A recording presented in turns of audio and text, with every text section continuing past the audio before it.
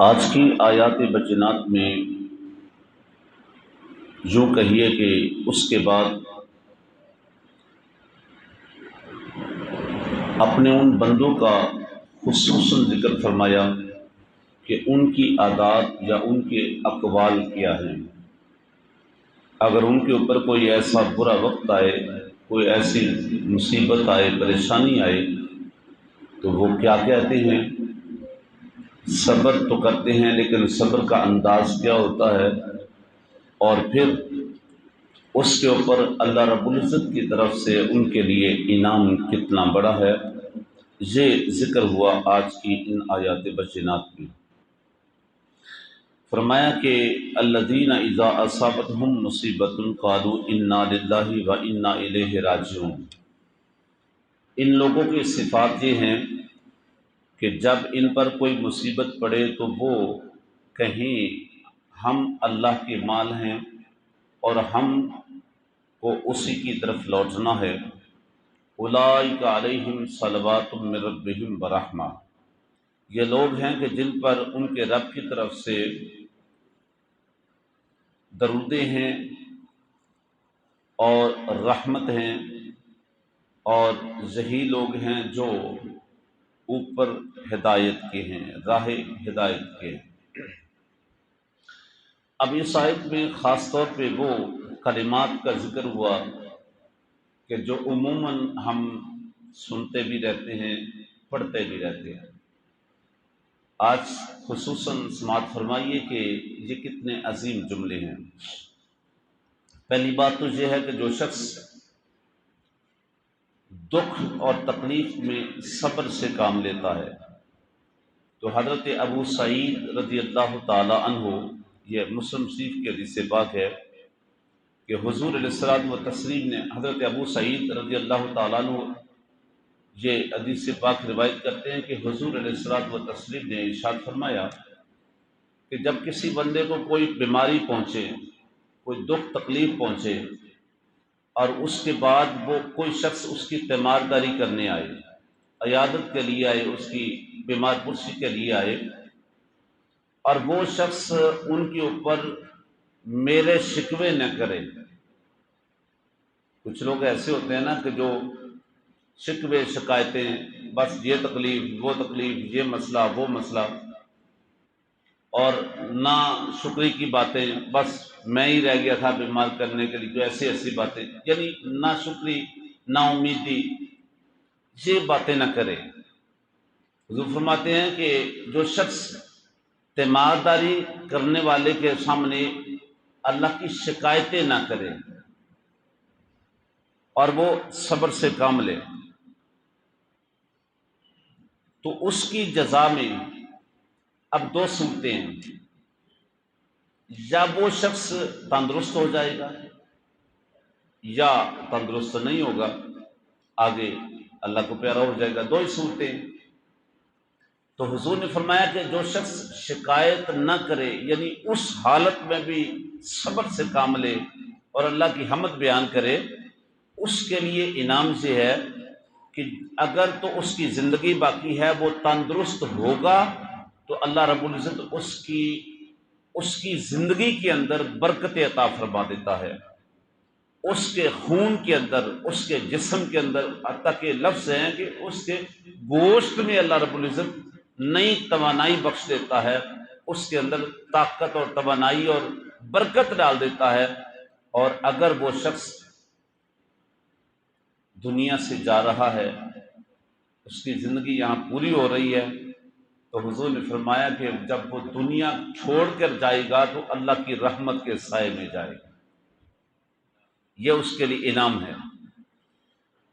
اور اس کے بعد پھر وہ لوگ کہ جن کے اوپر کوئی دکھ تکلیف پہنچے اور وہ صبر سے کام لیں اور وہ جملے یہ کہیں، انا للہ و انا الیہ راجعون۔ حضرت ام سلمہ رضی اللہ تعالی عنہا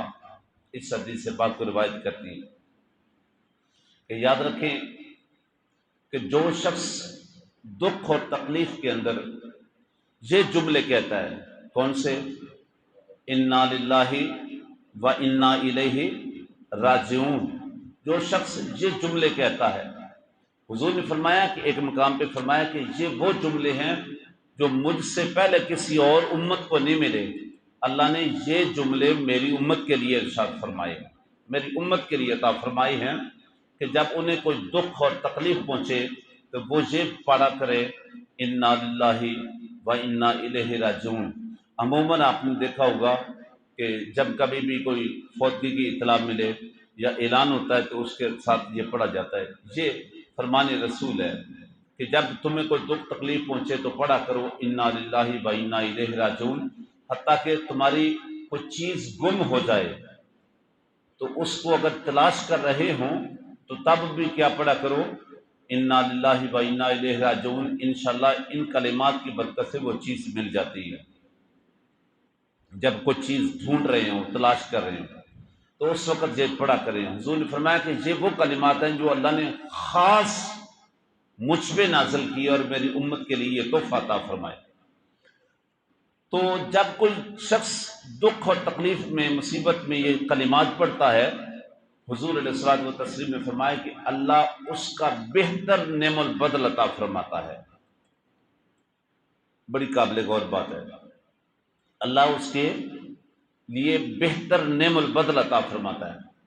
حضرت ام سلمہ رضی اللہ تعالی عنہا، یہ ام المومنین جو حضور علیہ الصلوۃ والتسلیم کی ازواج میں سے ہیں، یہ اس حدیث پاک کو خود ذکر کرتی ہیں۔ اب کہتی ہیں کہ جب میرے شوہر پہلے ان کا انتقال ہوا تو ظاہر ہے وہ بیوہ ہو گئی اور انہیں بڑے دکھ اور تکلیف پہنچی اور ان کے سر سے شوہر کا سایہ اٹھ گیا۔ تو حضرت ام سلمہ کہتے ہیں چونکہ میں نے حضور سے یہ سن رکھا تھا کہ جب کوئی شخص دکھ اور تکلیف میں، مصیبت کے وقت یہ کلمات پڑھتا ہے اللہ اس کو بہتر نعم البدل عطا فرماتا ہے۔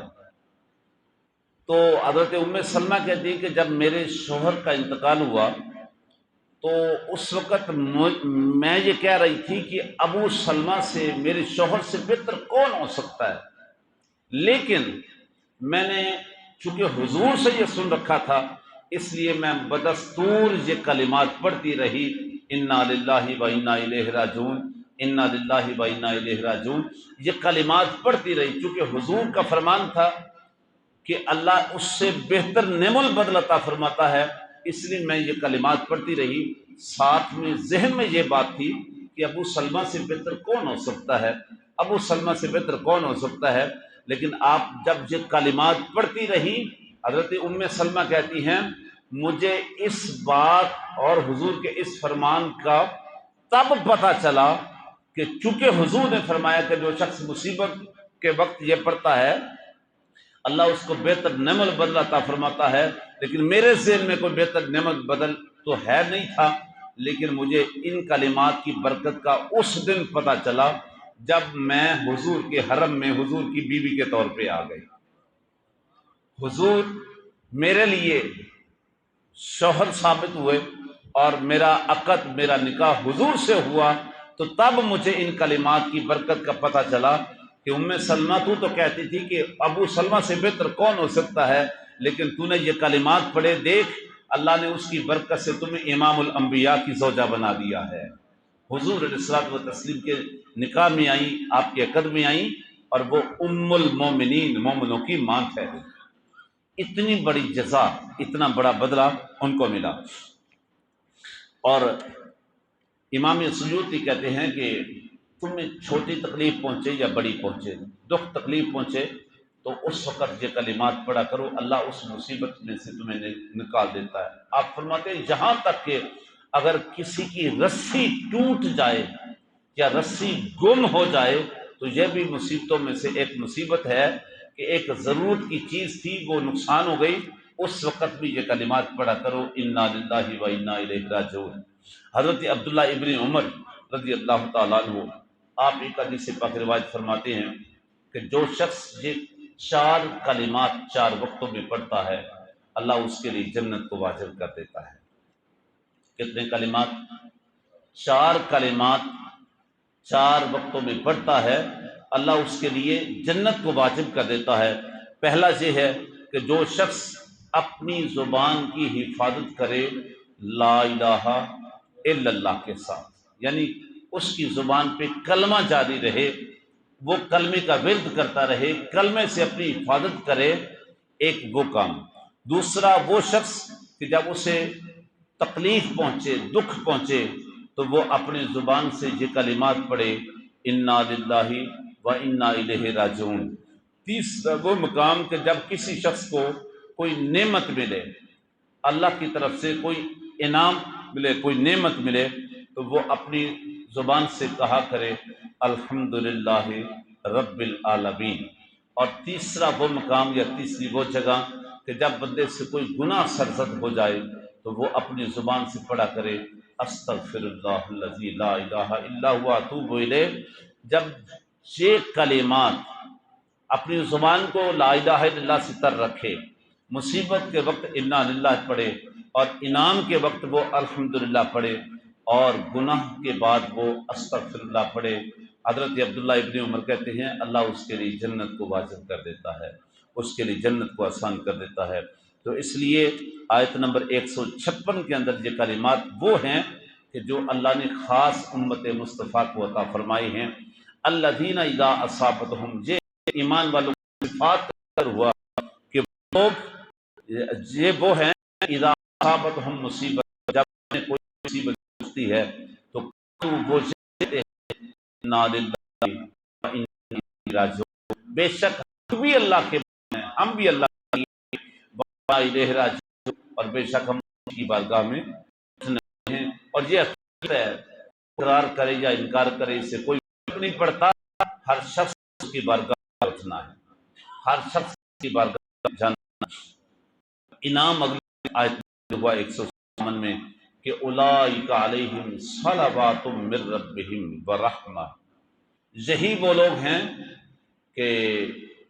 جو اپنے رب کی بارگاہ میں صلوات من ربہم، رب کی بارگاہ میں صلوات ہے۔ اب صلوات کے کئی معنی ہیں، اس کا ایک معنی ہے دعا کرنا یا دعا ملنا، ایک معنی اس کا معاف کرنا بھی ہے، اور ایک اس کا معنی تعریف کرنا بھی ہے، ایک اس کا معنی نماز بھی ہے، ایک اس کا معنی تعظیم کرنا بھی ہے۔ دیکھیں، ایک ہے رب کا بندے کے لیے صلات کا ہونا، ایک ہے بندے کا رب کی بارگاہ میں صلات کا کہنا یا نبی کی بارگاہ میں صلات کا کہنا، ایک ہے رب کا بندے کے اوپر صلات کہنا یا نبی کا بندے کے اوپر صلات کہنا۔ یہاں کلمات جو ہیں وہ اس طرف اشارہ کرتے ہیں کہ اللہ کی طرف سے بندے کے اوپر صلات ہے۔ دیکھیں، جب اللہ رسول کی طرف سے بندے کی طرف سے اس کی بارگاہ سے بندے کی طرف یہ نسبت ہو تو اس کا معنی ہوتا ہے کہ معاف کرنا یا پاک کرنا۔